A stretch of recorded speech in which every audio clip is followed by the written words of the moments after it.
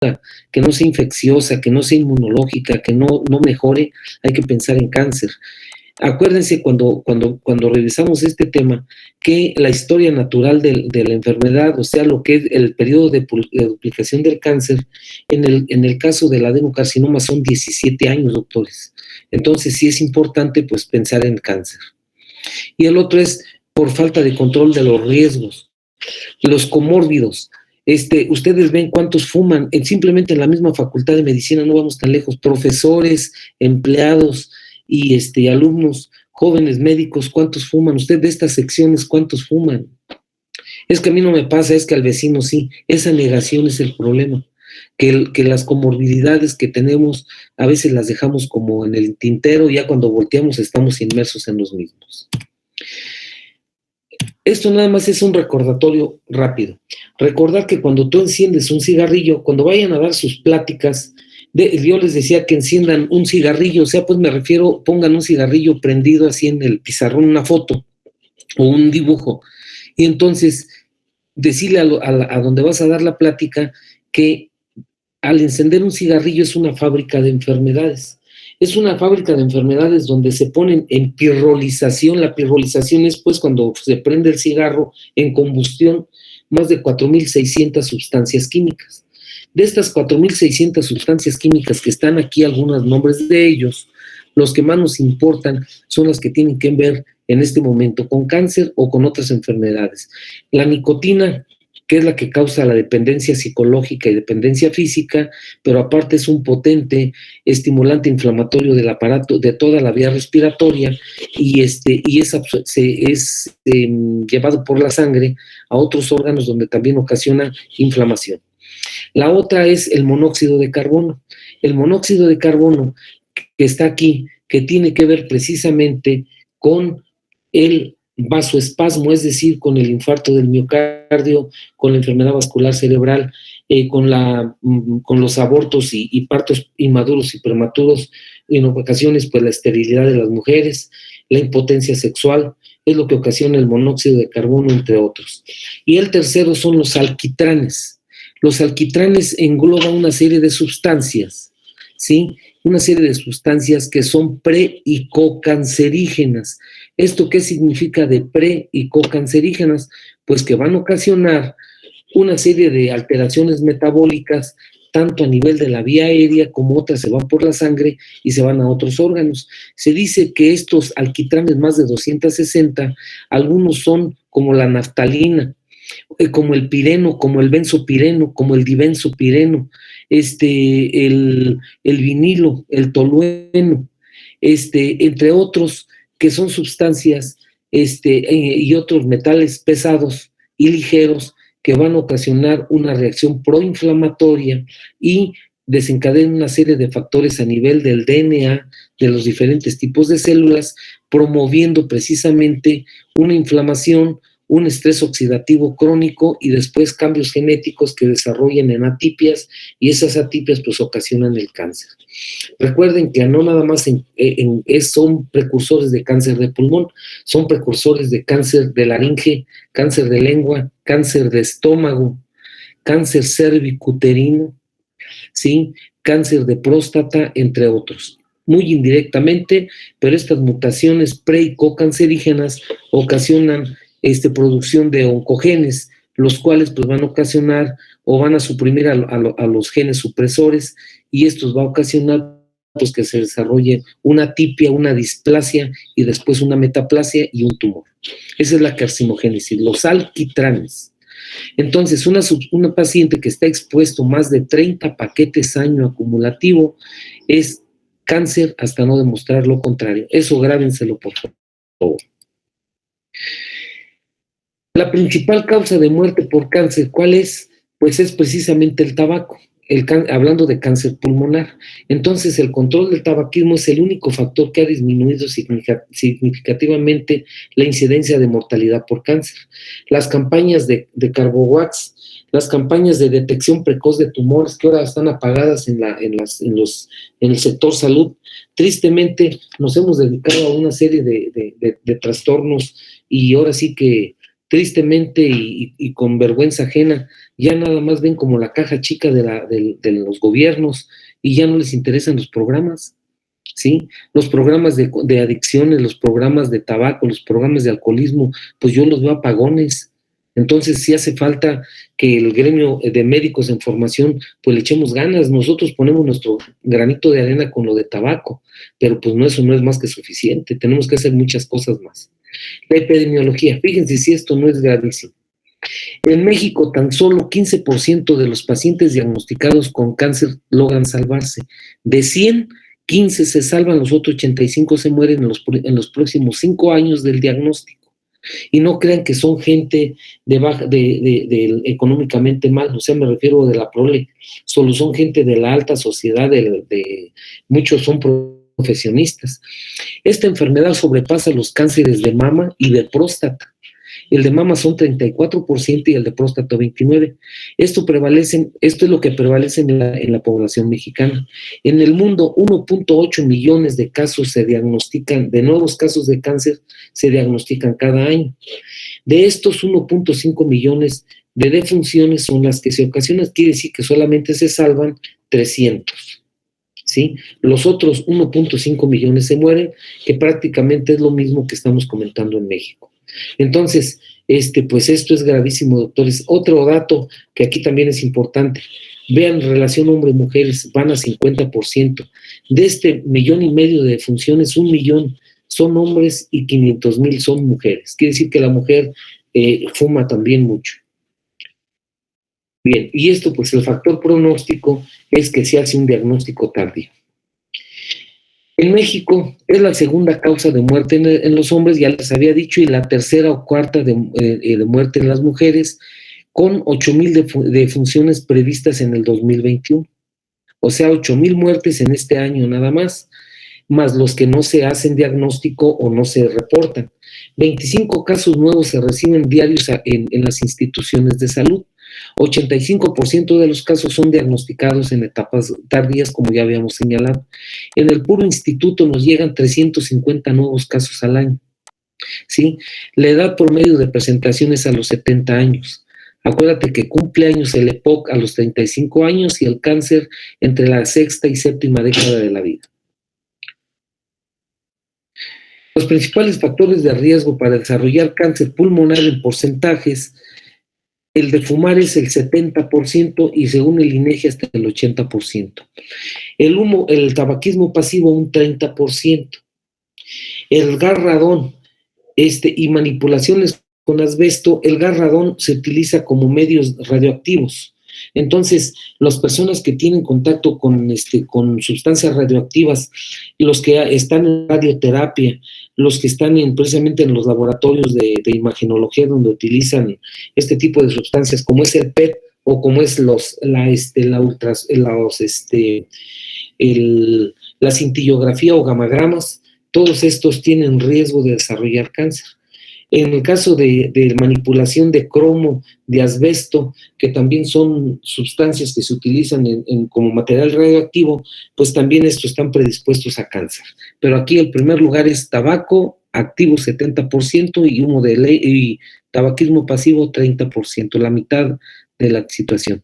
Entonces hay que identificar la exposición, hay que hacer el índice tabáquico, médicos generales, en la historia clínica. Ahora que estén en el internado, hagan el índice de tabaquismo y como ahorita lo vamos a ver, el índice de humo de leña, que ya se lo saben. Entonces, tristemente seguimos con diagnósticos tardíos. Los otros factores de riesgo, en segundo lugar está la exposición a humo de leña, ya lo habíamos señalado, que en el mundo es el 6% del 100% de cáncer pulmonar, del 60 al 75% es por tabaco y el 6 a 10% y en algunos lugares como en México hasta el 34% por biomasa, ya que en los medios rurales la biomasa sigue siendo el medio de combustión. La otra es la hereditaria, o sea, el factor hereditario que tenga antecedentes de cáncer en la familia, y pues es otro factor. Y el tercero que se está estudiando mucho, pero otra vez volvemos a la maldita corrupción, con fines de lucro, son los IMECAS, es el control de la contaminación. ¿sí? Pero de que la contaminación nos está haciendo daño a nuestro cuerpo y al medio ambiente, doctores, pues ahí está ahorita lo que estamos viviendo de calor. Entonces, el humo de leña, acuérdate, más de 300 horas año, es lo que el médico general debe de considerar como un factor predisponente. En México, hasta el 34% de cáncer pulmonar es ocasionado por humo de leña. Te recuerdo cuánto el tabaco. El tabaco, 70%, de este 70%, 30% el tabaquismo pasivo y un 34% el humo de leña. Cualquier situación que vean, pues tu vecino, mi mismo familiar, mi abuelita, en medio rural, donde voy a ir a dar mi servicio social, cualquiera de estas fotos van a tener relación en donde vayamos. En pocos lugares hay chacuacos, chimeneas o las cocinas que son precisamente para evitar esto. Tristemente, así están las abuelitas, las mamás, las tías, toda la mañana, toda la tarde en el fogón, y pues a la larga 300 horas años son pocas para este tipo de problema. Entonces, los factores de riesgo más importantes, ¿cuáles son? El tabaquismo activo y pasivo, 20 paquetes, más de 30 paquetes año, exposición al humo de leña 300 horas año. Las mujeres no fumadoras en horas años, ya el que tiene más casi 200 horas año de exposición al humo, y hay que considerarlas como EPOC o como cáncer. El otro es lo que vimos cuando revisamos tuberculosis, el tumor SCAR, el tumor en cicatriz. Habíamos dicho que en la fibrosis pulmonar y en la tuberculosis, el 8.9% de los pacientes desarrollan cáncer. Aquí está como factor de riesgo. Y el EPOC y la fibrosis pulmonar igual, que es lo que ahorita les comentaba. Son las 3 enfermedades que degeneran hasta 1 de cada 9. Digo, 1 de cada 100. Perdón, 1 de cada 9 o 9 de cada 100. Es lo mismo. Entonces, esto es considerable, doctor. No lo vayas a olvidar. Tumor en cicatriz o tumor SCAR. Así se llama. Bien, una vez que tienes los factores de riesgo, pues no te quedes pasivo. A todo paciente que tú veas que tiene índice tabáquico arriba de 10 paquetes año, estás obligado a hacerle mínimo una radiografía tele de tórax, ¿sí? Para ver si no hay alguna sospecha. Si ves alguna sospecha radiológica, entonces pedirle una tomografía.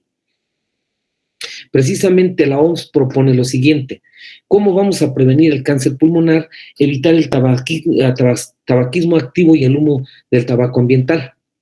Evitar consumo de tabaco, cesar el tabaquismo lo antes posible, realizar tomografías y la radiografía a la vez que tiene alguna alteración, evitar exposición involuntaria a humo de tabaco, evitar la exposición laboral a sustancias cocancerígenas, como lo es precisamente el humo de leña, la contaminación, el radón y el asbesto.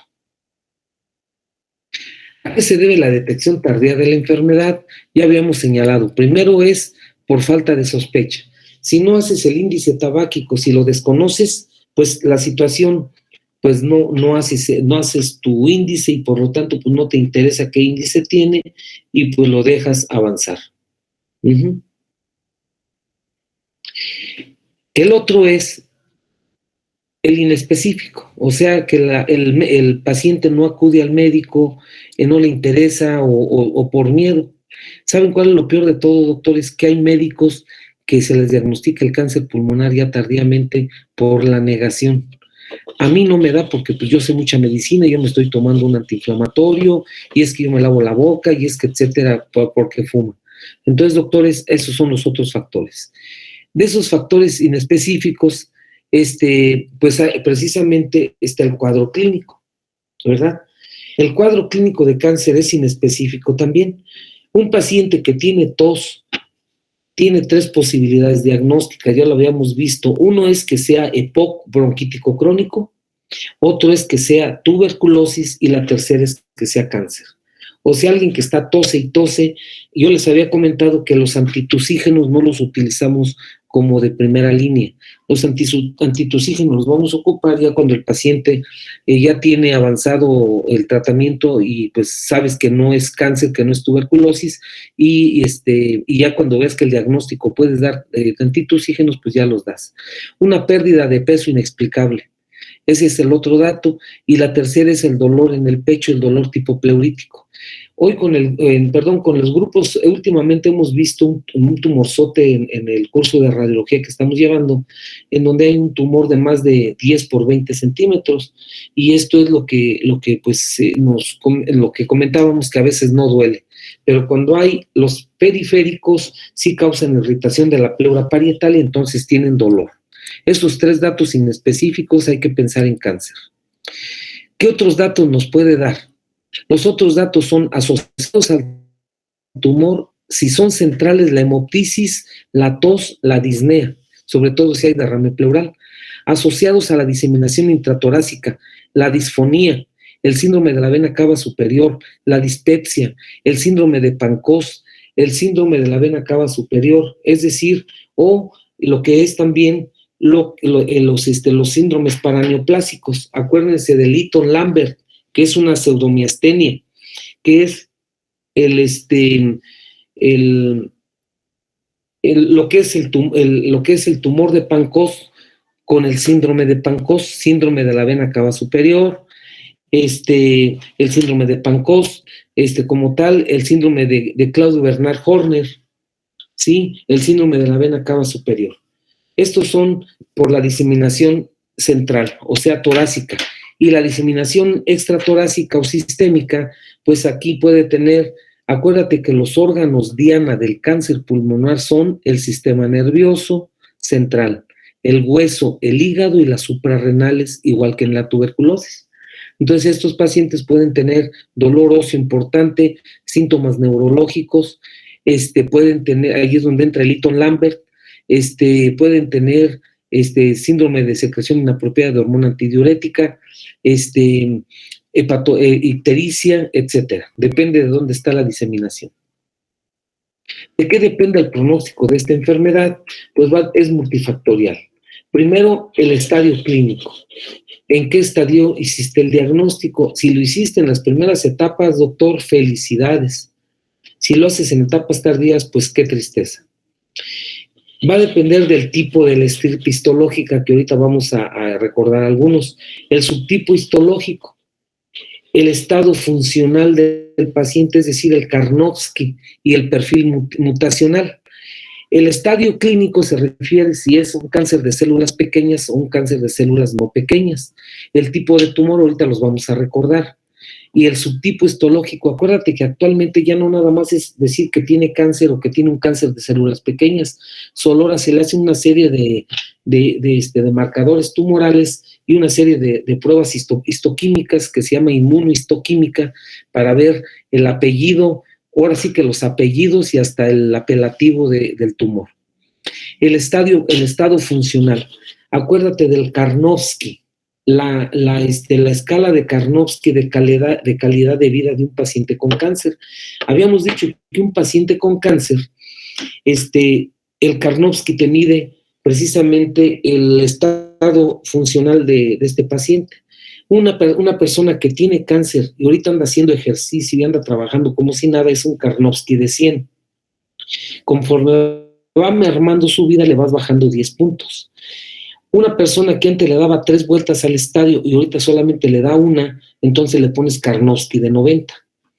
Es un paciente que ya va a trabajar y todavía puede ir a caminata, pero ya no corre y ya no tolera unas 8 horas de estar trabajando, solo tiene dolor de cabeza, tiene náusea, se siente mareado, le da diarrea, cualquier tipo de síntomas o signos, entonces el paciente ya empieza pues ya a faltar al trabajo, ya no puede hacer ejercicio. Eso le llamamos Karnofsky 60-70. Un paciente que todavía puede manejar, puede bajar la escalera, puede sacar la basura, puede cargar el garrafón del agua, por decir algunos ejemplos, es un Karnofsky de 60. Un Karnofsky 50 es un paciente que todavía se vale por sí mismo, pero ya se le dificulta salir. Es decir, manejar ya no puede porque se siente mareado, porque le da mucha tos o tiene dolor. Pero sí puede bajar al comedor a comer o irse a asear al baño y subirse y bajarse a la cama, o sea, hacer lo básico. 40 es un paciente pues que todavía se puede incorporar, pero ya se le dificulta bajarse de la cama. 30 es un paciente que ya necesita ayudarle a incorporarse y ya tienes que darle de comer y ayudarle un poquito casi en la boca aunque todavía puede defecar, todavía puede bajarse al baño. 20 es un paciente que ya prácticamente, si no le das de comer en la boca y no lo cambias, pues es un paciente que no se vale por sí mismo. 10 es precisamente lo que le llaman la etapa premortem, es decir, un paciente en inanición, un paciente ya caquético, ¿sí? Y 0, pues es la muerte. Entonces, el estado funcional de un paciente es muy importante. Y el perfil mutacional, es decir, en qué etapa está el paciente, qué tratamiento le han dado o si no ha recibido ningún tratamiento. Aquí tienen los tipos de cánceres que ustedes ya los conocen, doctores. El cáncer pulmonar se divide, ojo, porque es importante que lo tengas presente. Hoy se los pregunté, ayer se lo pregunté a los grupos, a los 2 grupos que estábamos revisando radiografías de cáncer, y los 2 me trastabillaron en darme, sí me lo dijeron, pero así con mucho trabajo, y otros ni siquiera se acordaron de cómo se clasificaba el cáncer. El cáncer se clasifica en cáncer de células no pequeñas y en cáncer de células pequeñas. El cáncer de células no pequeñas engloba a 3 tipos de cáncer: al adenocarcinoma, que es el más frecuente, el escamoso epidermoide, que es el que le sigue en frecuencia en un 40%, y el de células grandes, que es entre el 10 y 15% de los tumores. De estos, tienen un subtipo, principalmente el adenocarcinoma. El adenocarcinoma se clasifica en acinar, lepídico, sólido, micropapilar y papilar. Aquí es donde se hace la inmunohistoquímica. Es decir, tú le haces una biopsia a un paciente y le debes de pedir inmunohistoquímica para que te diga el segundo apellido del tumor. Algunos tienen peor pronóstico, como lo ves aquí, el adenocarcinoma sólido y el micropapilar. Los otros, el tratamiento también cambia. Acuérdate que de estos tipos de cáncer los dividimos de acuerdo si están cercanos al hilio o si están periféricos en los centrales y periféricos. Los centrales, su principal síntoma es hemoptisis, neumonías de repetición, un tosedor está tose y tose. Y aquí se engloban el escamoso o epidermoide y el de células pequeñas. El de células pequeñas y el escamoso o epidermoide son centrales, y los periféricos, como este que ves aquí, o uno más pegado a la pleura, son los que ocasionan más derrame pleural y los que causan más dolor, aunque también pueden ocasionar tos, pérdida de peso. Y aquí se engloban el de células grandes y el adenocarcinoma. El adenocarcinoma es el que crece como monstruo, es el que te da casi siempre el nódulo pulmonar solitario. Queda claro cómo se clasifica el cáncer de células no pequeñas y cáncer de células pequeñas. ¿Por qué se hace esa división de cáncer de células pequeñas y no pequeñas? Porque el cáncer de células pequeñas es tan agresivo que cuando se hace el diagnóstico ya hay metástasis a otros órganos. Entonces, es muy agresivo, es un tumor bastante grave. Los otros no son aplausos, pero no son tan graves como el de células pequeñas. Este es mortal por necesidad a menos de 6 meses, a 1 año del diagnóstico.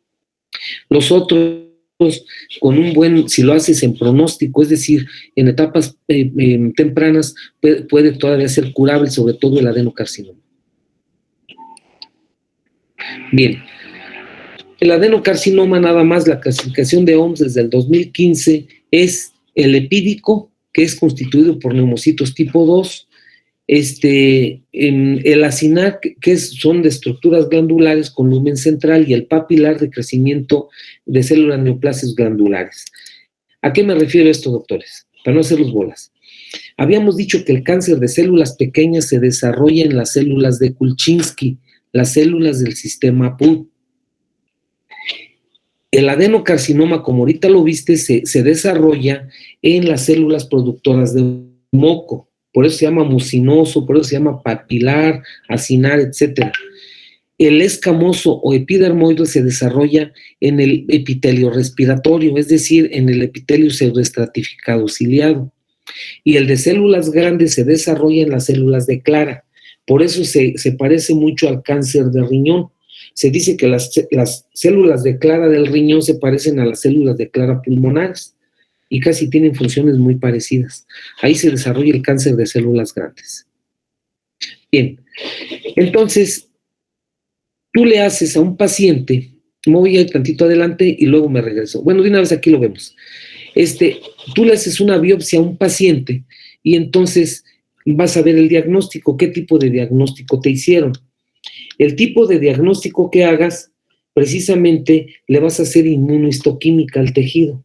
Otra vez, en la actualidad, doctores, en cualquier biopsia que tú hagas de cérvix, de mama, en este caso de pulmón, el que tú me digas, todos hay que hacerle inmunohistoquímica. Por decir algo, en el adenocarcinoma, donde hay formaciones glandulares, citoplasma vaculado, nucleolo prominente y presencia de mucina, ¿sí? Debemos de hacerle estos marcadores tumorales. Estos marcadores tumorales, como el TTF1, este que está aquí, el TTF1, significa factor de transcripción de tiroides. Es una proteína especializada que es producida por células normales en el pulmón, pero que se eleva mucho cuando es un adenocarcinoma. Ese es, por decir, el de uno. El otro es el CK7, ¿sí? El CK7 y el CK20, estos que están aquí, entre otros. Estos que son citoqueratinas de bajo peso molecular, ¿sí? Cuya expresión ha sido ampliamente estudiada en diferentes tipos de carcinoma, principalmente se eleva en el adenocarcinoma. Su expresión depende del tipo de epitelio de donde se origina y el grado de diferenciación. Entonces le pides inmunohistoquímica con estos factores, ¿sí? Estas citoqueratinas y el otro que ya habíamos dicho, que es el factor de tiroides de transcripción. En el caso del carcinoma poco diferenciado, pues le puedes pedir otros marcadores como este que es el P63, o otro tipo de P, como es el P24, que es uno de los marcadores que se utiliza para la clasificación del carcinoma de pulmón y el carcinoma de mama. Entonces ya fíjate, ahí le das los apellidos y hasta el apelativo al tumor, en este caso al adenocarcinoma. Bien, ¿cómo vas a hacer la sospecha, la sospecha clínica? Bueno, lo primero es pensar en cáncer desde que estás haciendo la historia clínica, ¿sí? La primera situación es, ¿tiene síntomas o no tiene síntomas? No tiene síntomas, entonces hay que recomendar el tamizaje. Me refiero a un índice tabáquico arriba de 30 paquetes año o humo de leña mayor de 300 y tiene tos, hemoptisis, disnea y pérdida de peso. El tamizaje, ¿cuál va a ser? Pues es una radiografía de tórax. Si te queda duda porque viste alguna imagen en la radiografía de tórax y lateral izquierda, entonces le pides una tomografía simple de tórax y le mandas a hacer el Papa Nicolau, una expectoración llamado CarboWax. Ya habíamos dicho que el Papa Nicolau, una expectoración o CarboWax, es un estudio citológico donde el líquido contiene alcohol, contiene un antibiótico y un glicolato. El glicolato es un conservador de células. Al paciente le vas a decir que durante 5 días aplique una expectoración, coloquialmente hablando, un gallo, una flema de esas que vienen desde lo más profundo, una diaria, y lo vas a mandar al patólogo. El patólogo, por un método que se llama el método de Sacomano, que es un apellido ruso, el método Sacomán, ese método consiste en licuar esas flemas y sacar precisamente el sedimento. Es como una biopsia líquida. Ese es el tamizaje que le vas a hacer y claro, le puedes hacer algunos marcadores tumorales. Si el paciente está sintomático, entonces aquí sí es hacer una historia clínica completa, hacer una radiografía y derivar precisamente a segundo o a tercer nivel para que lo acaben de estudiar. Acuérdate que los tumores a veces no son visibles radiológico tomográficamente, pero ya puede ver células malignas en el Papa Nicolau de expectoración. Entonces se hace un abordaje diagnóstico especializado y de ser positivo se inicia el tratamiento. Entonces aquí es muy importante la participación del médico de primer contacto y claro que el paciente acuda a consulta para poder ser diagnosticado. Y aquí es donde entra tu conocimiento médico. Aquí es donde entra la buena praxis médica. ¿Qué es lo que quiero de ustedes, jóvenes? Los quiero ver médicos integrales, médicos que puedan ayudar a la sociedad, ¿sí? Médicos que en un momento dado no necesitas un PET para poder ver un cáncer o ver otro tipo de enfermedades, o lo que tu ojo clínico, que es como se le llama, es más allá del conocimiento médico, es tener un conocimiento amplio de la vida, de la ciencia e interés en tus semejantes. Bien, entonces el tamizaje, como ahorita les decía, consiste en una radiografía que es inespecífica en el Papa Nicolau, una expectoración llamado Carbo-Wax, ¿sí? Y si estos no son específicos y te queda duda, puedes tomar una tomografía helicoidal simple o contrastada, o sea que no se debe realizar a todos en el tamizaje, solo ya cuando tú veas una lesión y la quieres seguir estudiando. Bien, la Sociedad Americana de Cáncer recomienda considerar cribado para fumadores saludables más de 30 paquetes año entre los 55 y 74 años de edad. A estos pacientes, aunque sean asintomáticos y no tengan ninguna lesión, hacer una decomputada de tórax. Se llama con baja irradiación. Para efectos de esta recomendación se consideran también candidatos a exfumadores que cesaron su tabaquismo dentro de los últimos 15 años y que tienen un índice tabáquico arriba de 30 paquetes año. Esto es importante que lo tengas presente en el tamizaje. La tomografía computada helicoidal de baja dosis es la tomografía que se hace aquí en México.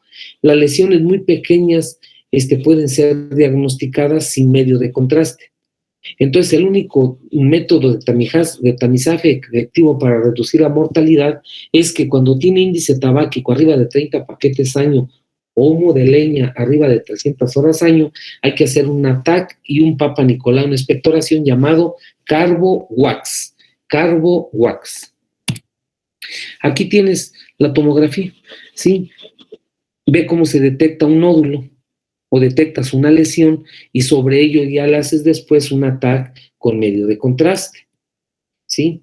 Entonces, desgraciadamente el ATAC todavía tiene alto costo, la falta de disponibilidad para el medio. Ahorita ve al hospital civil, ve al hospital del ISSSTE, pide una tomografía y se la van a hacer en 2 meses, ¿sí? Entonces, sí hace falta pues personal calificado para poder hacer estos estudios, y esto es lo que no permite recomendar la tomografía para el tamizaje en México.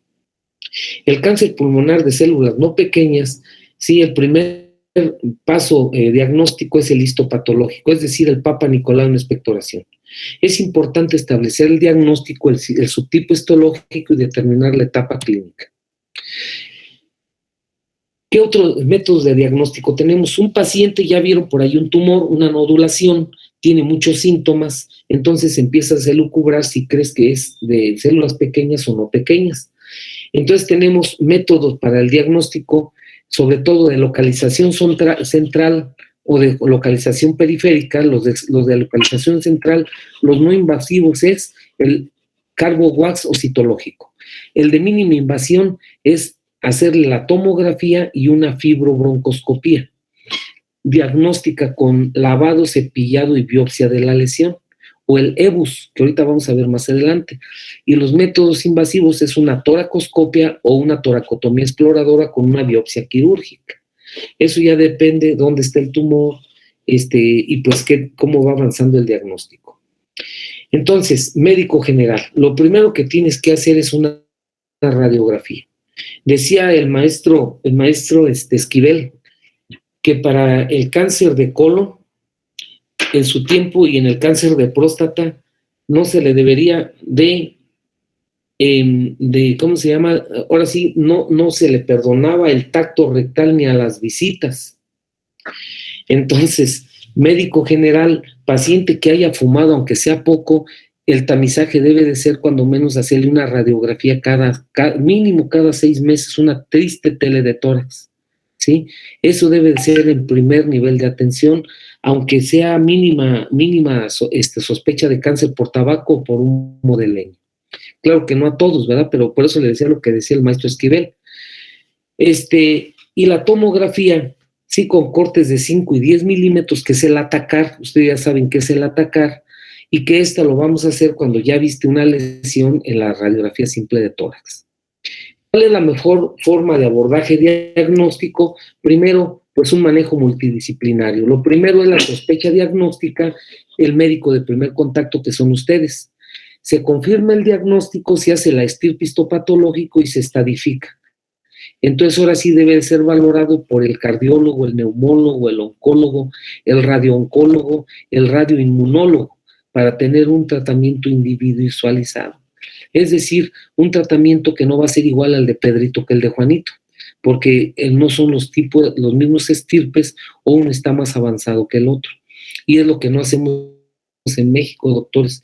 A todos los metemos pues ahora sí, a los diferentes medios de tratamiento, pero pues unos no son efectivos y otros son sobreefectivos. Así aquí sale más caro el caldo que las albóndigas, porque no les sirve de nada el tratamiento, y sin en cambio si lo radian, sí les causan otro tipo de trastornos y no era el adecuado. Esta es nuestra realidad en nuestro México, y en otros países en estos están, pero muy avanzados, que la realidad pues sí nos ganan en esta situación. Bien, como métodos diagnósticos, algunos autores lo clasifican en métodos diagnósticos de primera fase, de segunda fase y de tercera fase. El de primera fase sería carbowax, broncoscopía, biopsia guiada, biopsia transtorácica con aguja fina, y la biopsia por aguja, por TAC o ultrasonido, sobre todo en tumores centrales y también en periféricos. La segunda fase, la mediastinostomía, la mediastinoscopía, la toracoscopía, y como etapa final la toracotomía diagnóstica. Aquí tienes el BAF, la biopsia con aguja fina transtorácica. Con telemando le llamamos así. Aquí tienes la aguja, localizas por medio de ultrasonografía o de tomografía dónde está el tumor, y entonces le llegas con esta aguja que se llama aguja de Tuy, o aguja esa aguja de Alexander también se llama. Es esta agujota. En el consultorio tengo una, después se las voy a enseñar, y vean cómo llega hasta donde está la lesión. Aquí está la agujona.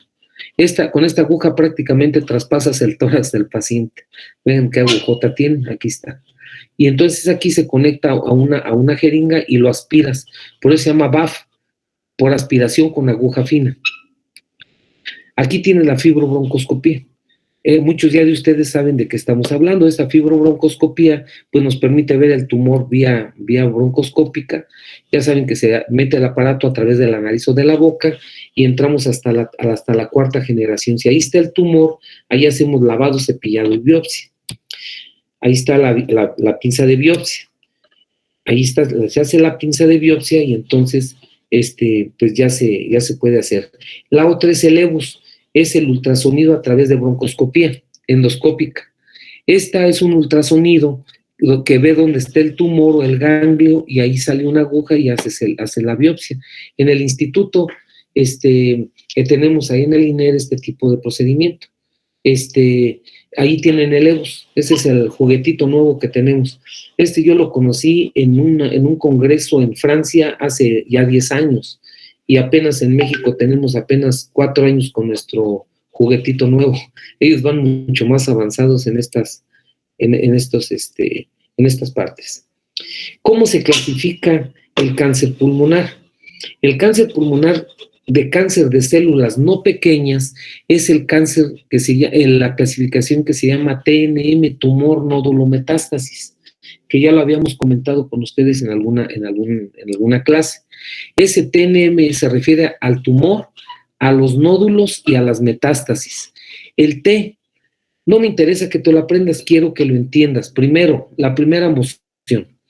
El cáncer de células no pequeñas es donde se clasifica en TNM, tumor nódulo metástasis. Si el tumor tiene menos de 3 centímetros o más de 3 centímetros. Si el tumor está afectando la pared torácica o está afectando a órganos vitales.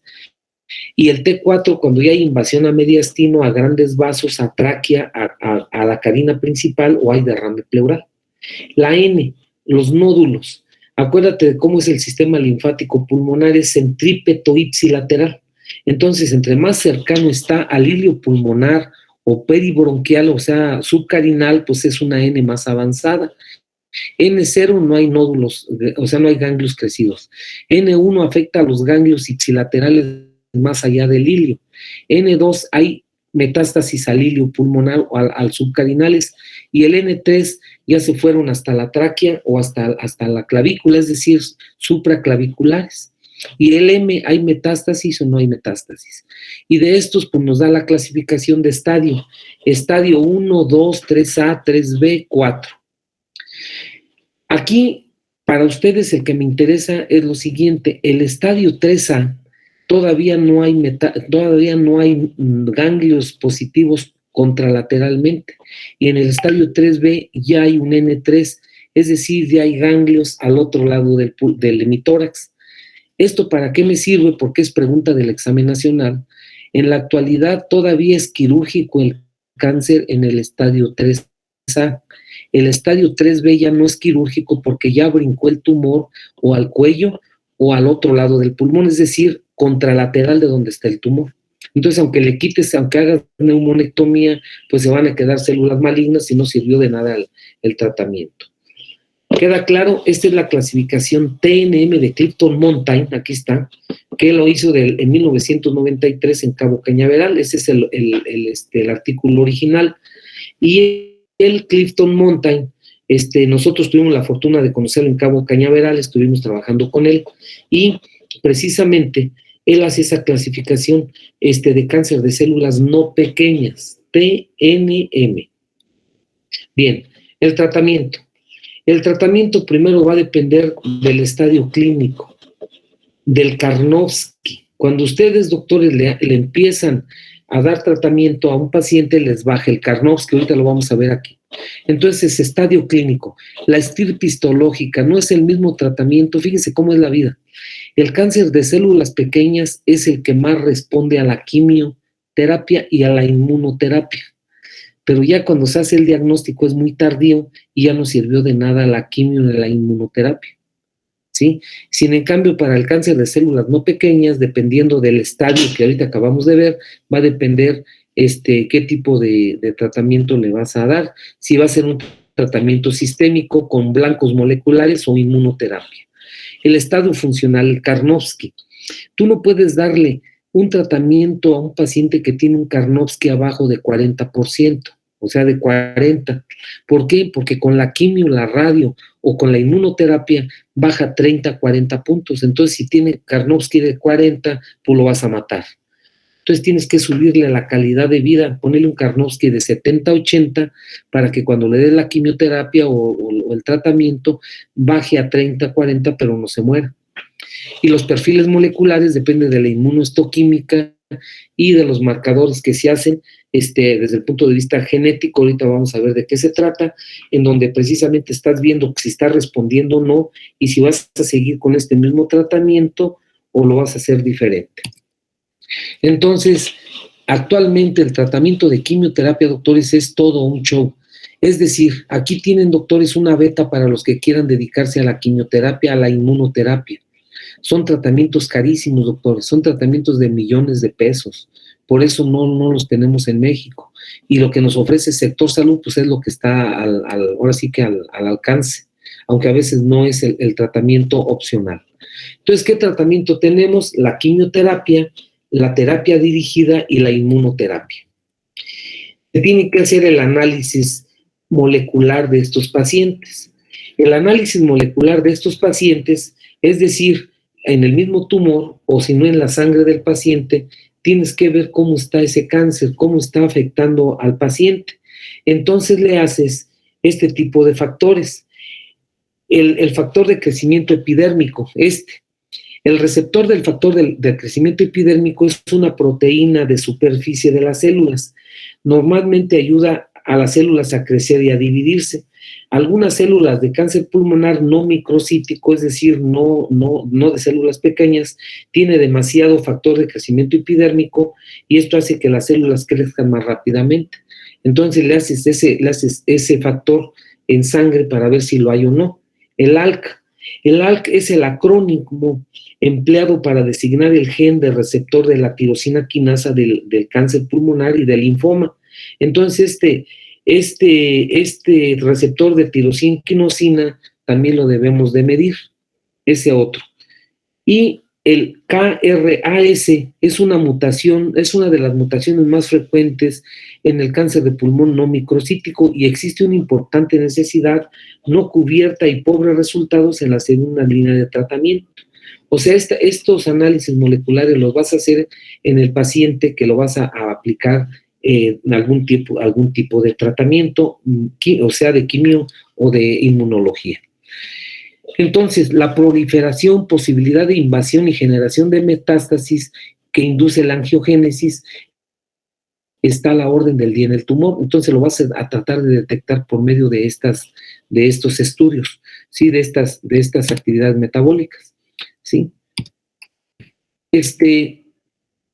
Aquí también tenemos que pues este tipo de moléculas que son detectadas nos le lleva a la detección de otros como el exon 20 o el exon 19, que estos también nos van a dar, junto con la anterior, la pauta qué tipo de quimio o radioterapia le vamos a dar al paciente.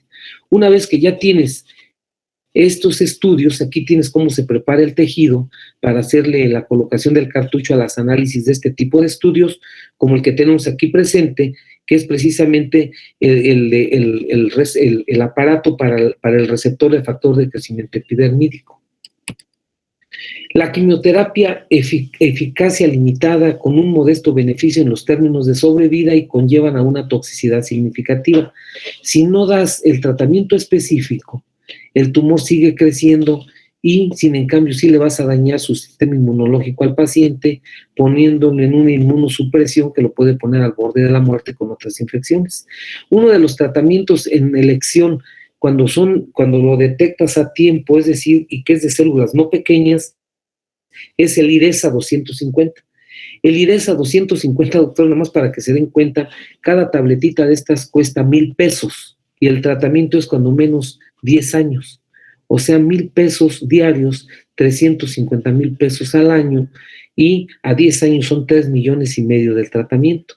Pero casi igual que en los antibióticos no se da único tratamiento, solo se hace alianza con otros citotóxicos, con otros quimioterapéuticos inmunológicos, y el chiste es que cada sesión de quimioterapia e inmunoterapia le sale al paciente entre 60 y 200,000 pesos. A veces se hace cada semana, a veces se hace cada mes, pero la situación es que, pues esta es la situación de lo caro que es la quimioterapia, ¿sí? Entonces, aquí es bien importante, doctores, tener presente lo siguiente.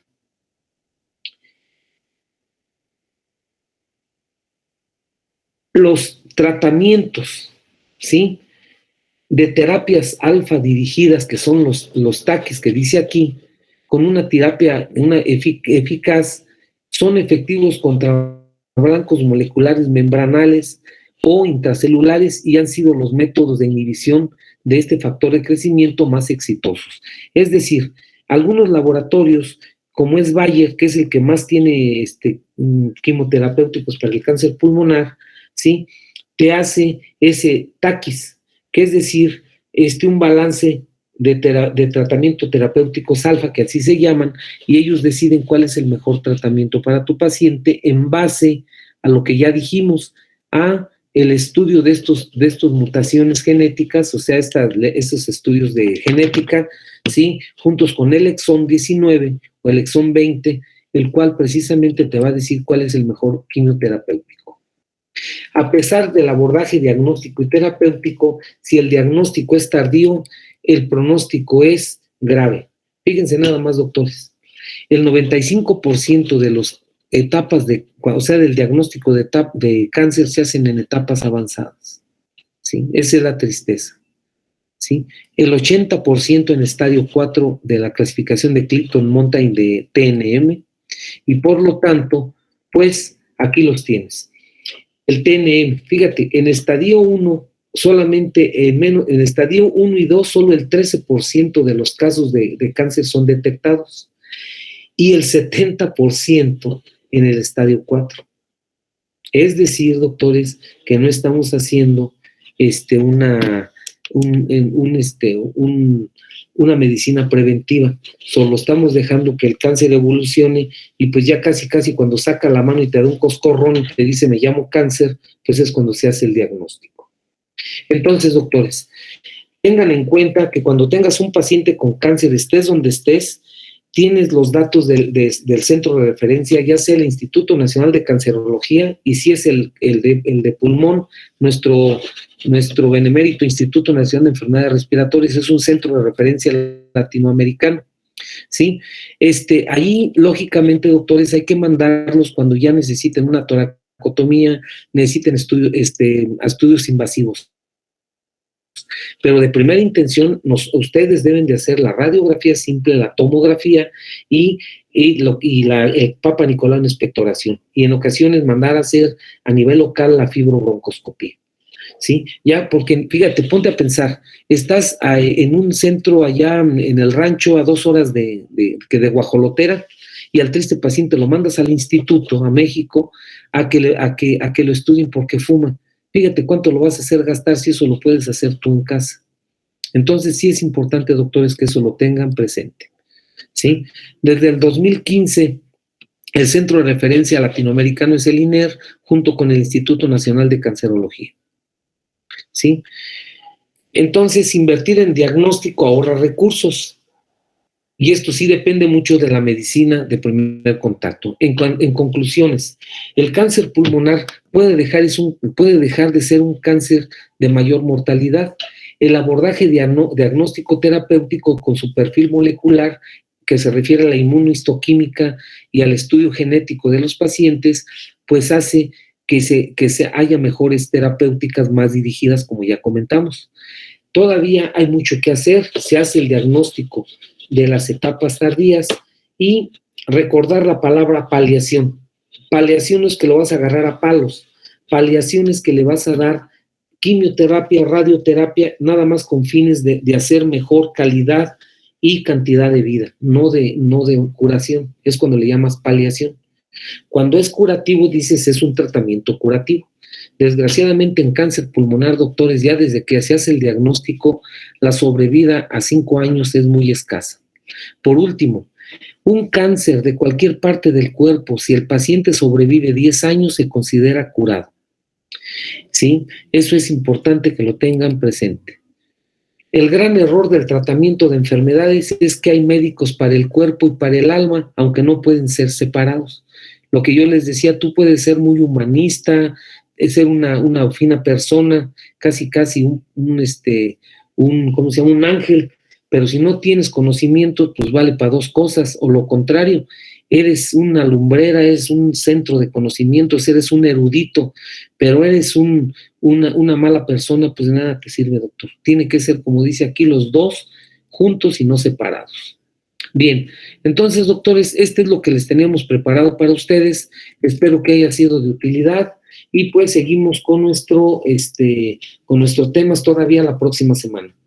Bien, pues con esto, doctores, damos terminado este tema de cáncer pulmonar y estamos al pendiente. Pues buenas noches, que descansen y espero que haya sido de utilidad, doctores. Gusto en saludarles. Muchas gracias, doctor. Muchas gracias, doctor. Cuídese. Gracias, doctores. Buenas noches.